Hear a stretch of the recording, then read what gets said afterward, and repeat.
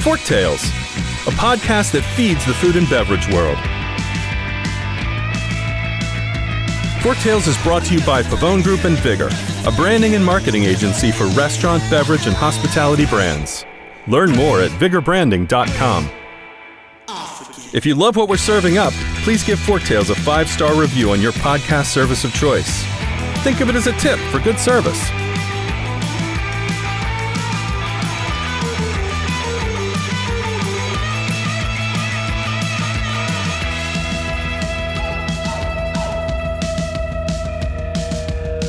Great.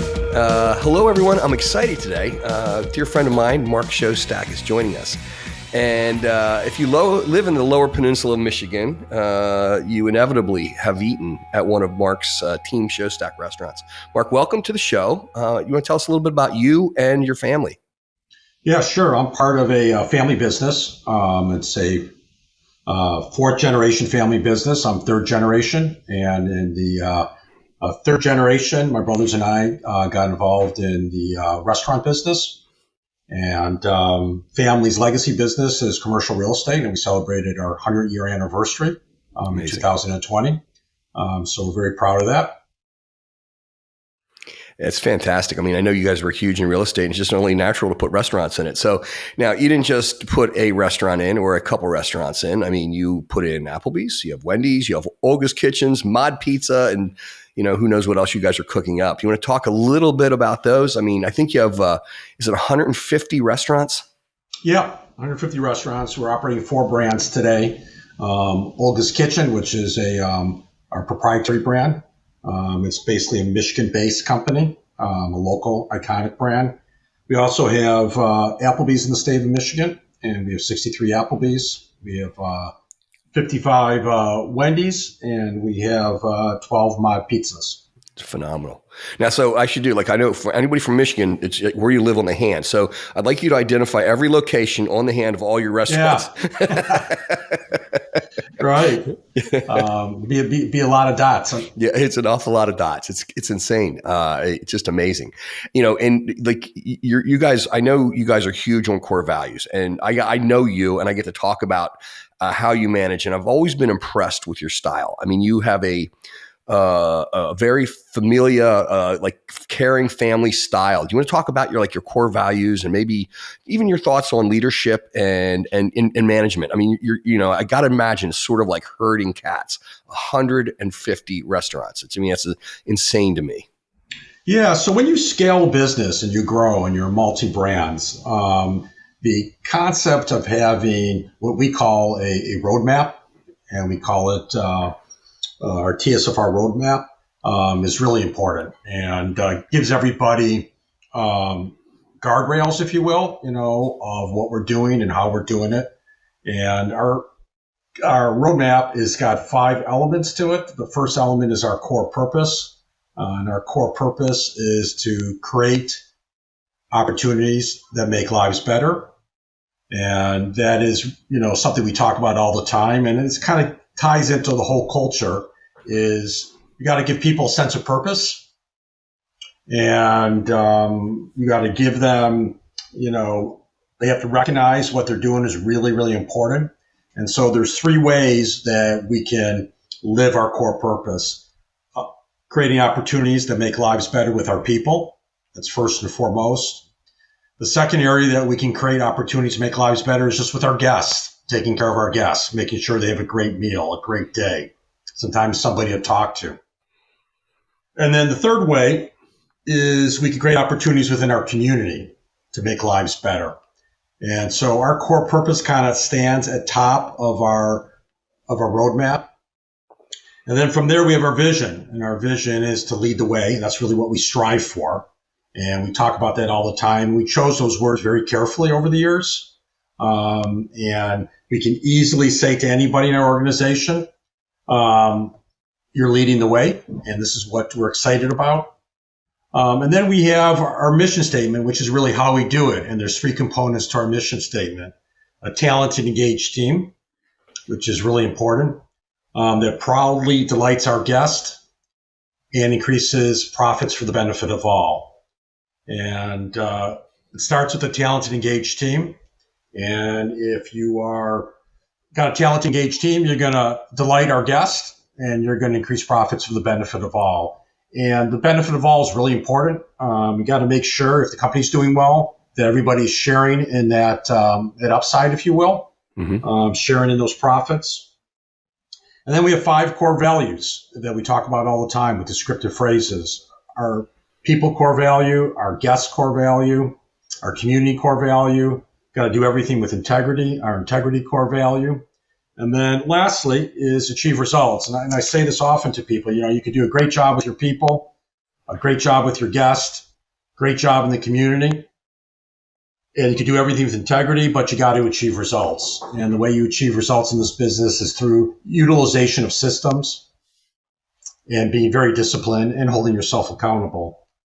And then after that, each brand has its own strategic priorities each year, and those change depending on the needs of the business. And then each brand has their metric scorecard that's broken off into the 3 categories of people, guest, and profits. That's fantastic. I mean, it's interesting. Knowing you, the integrity core value does not surprise me. Every time I've talked to you, it's always been from that perspective. You've always had integrity and everything, and I'm always and I want to make sure I say this the right way. Amazed by we think about like these fast food restaurants, and we read about like the NRA will say like there's a 70% turnover employees. So it just seems like almost impossible for people to even know what's on their menu if they're turning over so much. Then you talk about it from this perspective, and it makes sense why you're so successful. I mean, it really shows that, I guess, bringing this culture through, these core values through everything is going to make a difference. Now, how do you get that to permeate? I mean, 150 restaurants, I don't know how many employees per restaurant, but there's an awful lot of people involved here. How does that, is it the managers? Is it, do you do offsites? How do you get this information to stick, quite candidly? Well, first of all, I want to let everybody know that the culture that we created took years to develop. And there was a few stops and starts and changes that we had to make. And it's a lot of hard work. It's a lot of hard work. And I tell people, if you really want to establish a culture, okay, you really got to make sure that every touch point in your organization talks about what we call the roadmap. Every human touch point, every meeting ends, starts, begins with elements of our roadmap. All the vernacular, if you will, okay, of the organization is all the same. Everybody understands it. We reward against it. We do performance appraisals against it. We hire against it. We fire against it. So, when I started, working on culture, you thought that I could sit down and, come up with a set of core values, a mission, some business priorities, and, hang it up in the office, right? Of the manager's office. And then, quickly that just became wallpaper. The only way a culture comes to life in a restaurant is you got to model those behaviors. You got to live it. You got to talk about it all the time. I can walk into my restaurants and I see somebody on drive-thru that's doing a great job in speed of service. And I could say to them, Michael, you led the way today in speed of service. You ran 154 seconds. So it's really about bringing it to life each and every day. I don't know if that answers your question, but I can't stress that enough. Yeah. I mean, I think, like we as a company, I mean, again, I go back, you have 150 restaurants. We have about 100 employees. And even that to me is like herding cats. So I can't imagine what you're going through. But we've always, the one thing, and I think it's been a key to our success, we've always stayed true to our core values. We established them probably, I think it was like 1995. And they've never deviated. And ours are simple because I'm not bright enough to remember more than 3 things. So ours are respect, innovation, and passion. And our goal is to respect the work, to respect each other, to respect our clients. And then, the innovation part is just that. We should be thinking of new ways and always coming up with new ideas to push things. And then passion. I mean, if you don't love what you do, you don't belong in this business. And I think what happens is those core values, they become a part of the recipe of the brand. I think to your point, you got to live it, and it becomes who you are. And in an interesting way, it's and I've always known this. That's one of the reasons I was so excited to talk to you. I feel like what you've done with, I'll say, Team Schostak is you created this brand that is really your guys, your team, your playbook. and then you can apply, I'll say, national brands to it. Whether it's a Mod Pizza or an Applebee's or whatever. I mean, it feels like you can do that.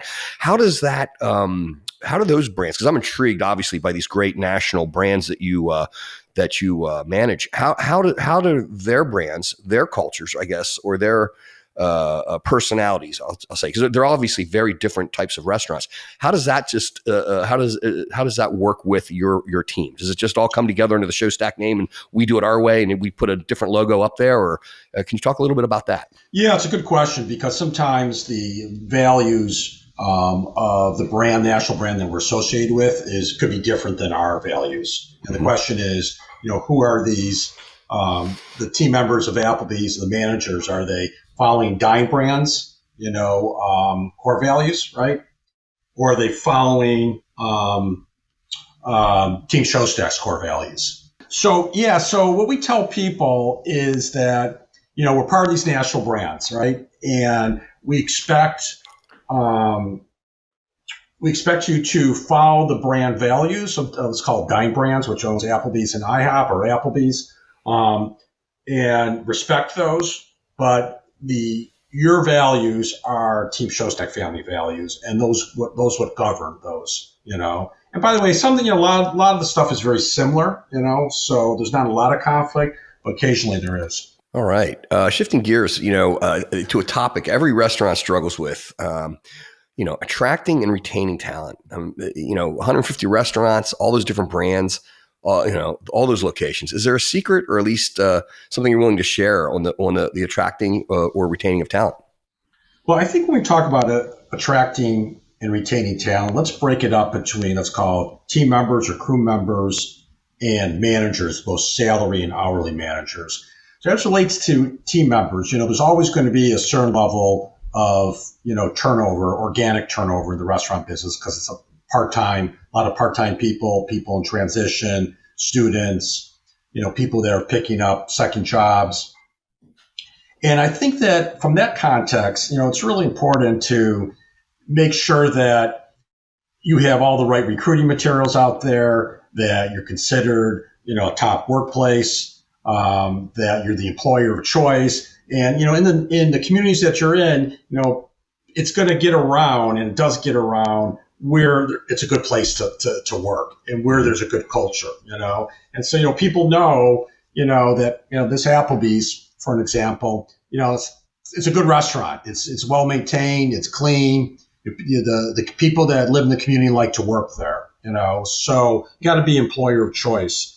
As it relates to turnover for managers, okay, or recruiting managers, okay. If you're constantly going to the outside recruiting people, you're losing, okay. Mm-hmm. Statistically, 1 of every 4 managers from the outside, make it, And wow. So the only way you really build a culture is you got to internally develop, and you got to identify those people in the restaurants, those team members or crew members, identify them.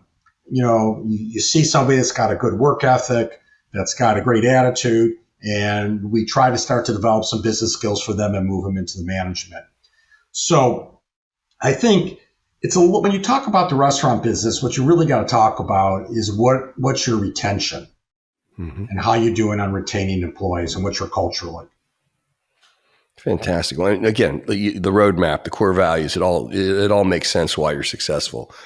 We have a saying too, people don't quit companies, they quit managers. And I imagine a lot of the focus that you put in your training is not just the employees, but the managers, and that's keeping people together. And that's a huge, go ahead. Michael, let me just interject something. I think you just brought up a really good point. The number one determining factor of a person that, stays with you, okay, is their immediate supervisor. Mm-hmm. Nobody quits Mark Schostak. Nobody quits Applebee's, to your point. They quit their immediate supervisor. That's right. Yep. And that's an important lesson. I think that, it takes a while to realize, because people think they just quit the job, and it's not that at all. It's interesting. So eventually we're going to have a Forktales episode where we don't talk about or mention the pandemic, but that's not going to happen today. So the Team Schostak restaurants were featured in the Wall Street Journal as some of the leaders in creating clean and safe dining environments. As a restaurateur in a fourth generation restaurant group, was the pandemic the biggest crisis and challenge you've ever had to face? I mean, 100-year history, you guys have had to have many different things. Is there anything that you can tell us, or was the pandemic the thing that really affected you the most? Yeah, no question. The pandemic was, as people would say, uncharted territory. It was unprecedented. Those are the words that people heard about. And I think that, just generally speaking, you got to take one day at a time, when you're going through a major crisis like this, like we did. And, my focus was, number one, to keep, all of our employees safe. Okay. Keep as many as we could employed. Then when the restaurants reopened or the dining rooms reopened, just to make sure that the restaurants from a COVID protocol and COVID, procedures, that the guests really felt that we were very focused on making sure the restaurant was clean and safe. So, the answer to really talk about the pandemic, it's just, you really got to really talk about, that you're in a crisis. And each day you got to take it one day at a time and just meet the challenges head on. If you kind of look too much far out in the over the horizon, you're going to get overwhelmed. Mm-hmm, mm-hmm. I go back to the word integrity again, Mark. I've always been, again, I respect you immensely, and I really appreciate your point of view. Right away, you're like, taking care of our employees, making sure they have jobs. I mean, you really went out of your way to protect them. And, unfortunately, I think a lot of times business owners right away is like, how do I cut costs? How do I preserve? How do I, they go into that mode. And I think, again, going back to following your own roadmap and your core values, you really do walk the walk. And I think that's really super, super impressive. The one question I have is you have these very recognizable national brands. Everybody's eating at these restaurants. I mean, the Applebee's, Mod Pizza. I mean, these are great names, great brands. But you also own Olga's, and Olga's is your private brand. You're not a franchisee, I guess, of those brands. Talk about the differences of being the owner of a brand versus being a franchisee. Yeah. So when you're a franchisee, the franchisor takes care of national marketing, the creative. We certainly have input on those issues based upon our serving on various councils and helping the franchisor with other franchisees. They take care of all the R&D. And our job is to run operations. When you start to own a brand, you then have all those other responsibilities. You are doing the marketing. You are owning the brand. You're doing the culinary. So there's a big difference. And it was a big transition for us, and we're still learning. That's very cool. We've owned the brand since 2015, and we're still making changes in how we're managing it to make it better and more efficient. Yeah, it's got to be hard because, I know from my experience, like whether it's the restaurants, if someone owns a one-off restaurant, they would love to franchise it. Or, if they're a franchisee, they would love to create their own, right? It's a creative opportunity, and it's exciting. I also find it in the CPG side. Like I know a lot of contract manufacturers that are making these food products or beverage products and are packaging them for a national brand, and all they want is to own a national brand because there's value in the brand. And then you have all these brands that are actually manufacture their own stuff that they want to do white label, if you will. And it's always like the grass is always greener. It's always like, I want that, but people don't realize how expensive it is to create and maintain a brand. There's a lot of value there for sure, but there's also a lot that goes into it, as you well know. How about what's interesting to me is you have a variety of restaurants. I mean, the Olga's is your Greek restaurant, really cool history. But then you have Mod, which is relatively kind of I'll say a new concept. Wendy's been around forever. I mean, just what a great national brand. Applebee's the same thing. There's a lot of new concepts out there, a lot of new technology, a lot of new ways of doing it, from ghost kitchens to everything else. What are you seeing out there? And I mean, again, the Mod thing is a unique concept next to, say, a Pizza Hut, right? I mean, it's a completely different animal, different target. So what are you seeing? You have a lot of variety here in your restaurants. It's kind of neat. I mean, I feel like you get to play in a lot of different areas. Yeah. Yeah, so I think the big difference between new brands like a Mod Pizza versus Applebee's or a Wendy's is that, the Applebee's and Wendy's, they have a lot of brand recognition. Okay, a lot of brand awareness. Mm-hmm. People know those brands. It's easier to recruit for those brands, because people, see how long the brand's been around. They're more comfortable with it. They're aware of it. And those brands have, national marketing. The new brands don't have national marketing. So you really have to be very focused on local restaurant marketing, community engagement, getting out there in the neighborhoods and the schools. And it's a lot more work, and it takes a lot of time and takes, it's a longer putt, if you will, to use a golf analogy, to get a new brand to have some type of brand awareness. And by the way, it starts with the right locations, because the locations are really important, because those become, a way for your brand to have some awareness, because people drive by them or they're shopping and they see it. And obviously today, digital is really important, and having a good digital presence as well. Absolutely. Well, and there you go. I mean, there again, some of your secret sauce. I mean, you guys are obviously super smart real estate people.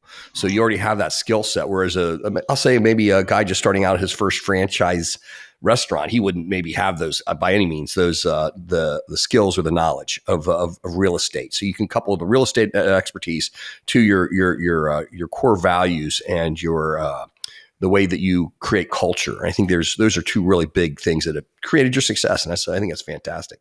So I have to ask this question. How often do you eat at a Team Schostak restaurant? And do you ever eat at others, like another Wendy's or another Applebee's that it's not part of your portfolio, just to see what the differences are? Talk about that, because to me, it's really interesting with all these different brands. Yeah, so we need to be out there. Okay, if you're in the restaurant business, you need to be eating at your competitors. You need to be going inside of them, checking them out. You need to go see your other Wendy's franchisees or Applebee's franchisees, see what they're doing. How are they operating? You need to be in your restaurants. That's the only way to do it. You got to be out in the field. That's great. So what's next for Team Schostak? I mean, any plans to add other brands? Anything you can talk about? Anything expansion or new ideas? Anything exciting that you guys got cooking that you want to talk about? Well, with our Olga's Kitchen brand, it's a brand that's been around for 50 years, and we just entered the retail channel, the grocery store channel. We're in 70 grocery stores, basically in Michigan. Fantastic. And we took our Olga's bread. It's now in supermarkets. Our seasoning, our snacker seasoning, which is what we're known for, and then our spinach and cheese pie. So that's very exciting for us. It's to make it a meaningful business. We really got to scale. Mm-hmm. Right now we're just getting started. So that's very exciting for us.